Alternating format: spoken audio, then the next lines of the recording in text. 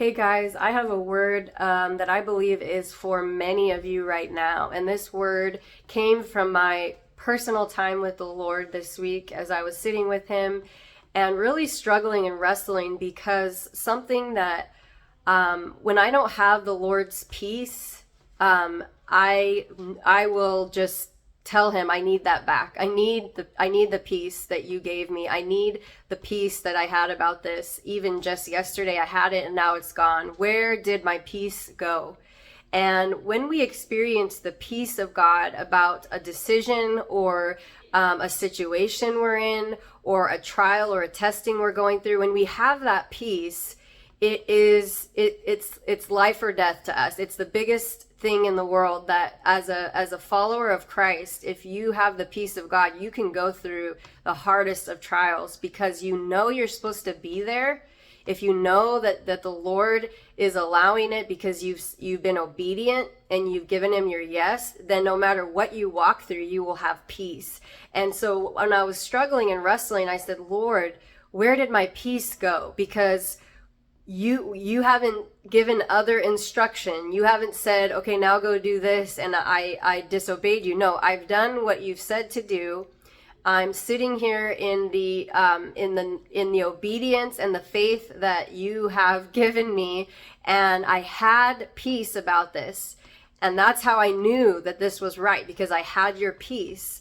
That was my confirmation. The greatest confirmation we can get about what God wants us to do is if the peace of God is on it. If we have peace in our spirit, because we know it's from Him, no matter what it looks like to others. So when that peace lifts and nothing else has changed, we have to ask, where did that peace go? And something the Lord highlighted to me is that the biggest thief of peace is unbelief or doubt that creeps in about something that we know God told us.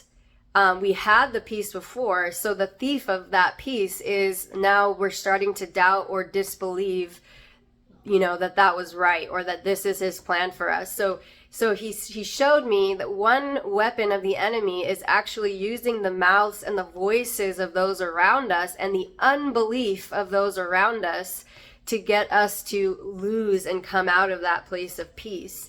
And he brought me into this understanding, gave this revelation that there are people around you that are not believing that you're in the will of God, that are questioning or accusing or gossiping and saying that can't be right.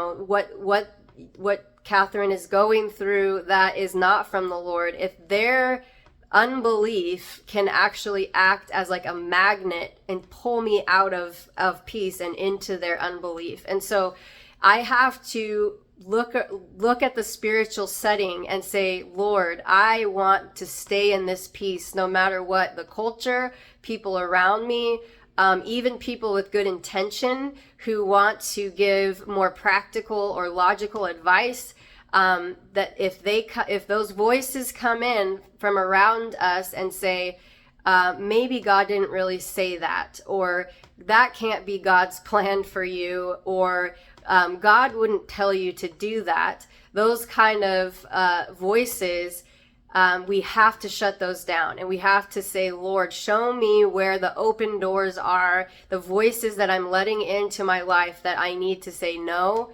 I'm not listening to those voices because I want my peace. And be bold and be vigilant about keeping your peace and staying in it. And as soon as it lifts, if the peace is gone and nothing has changed with the Lord, then you go say, where did my peace go? And be on a mission to go get it back.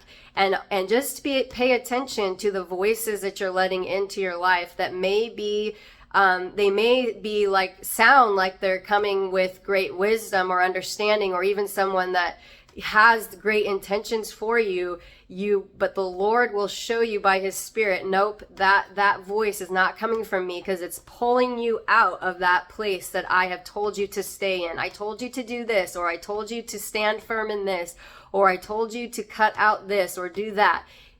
I told you, so don't let any voices, even those from believers, pull you out of that place until I direct you to do something else. And so I want to encourage you to go get your peace back, especially if there are voices speaking into your life that are pulling you out of it unknowingly.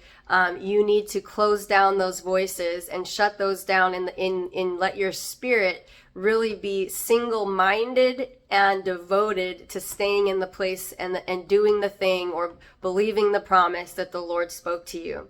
So be blessed.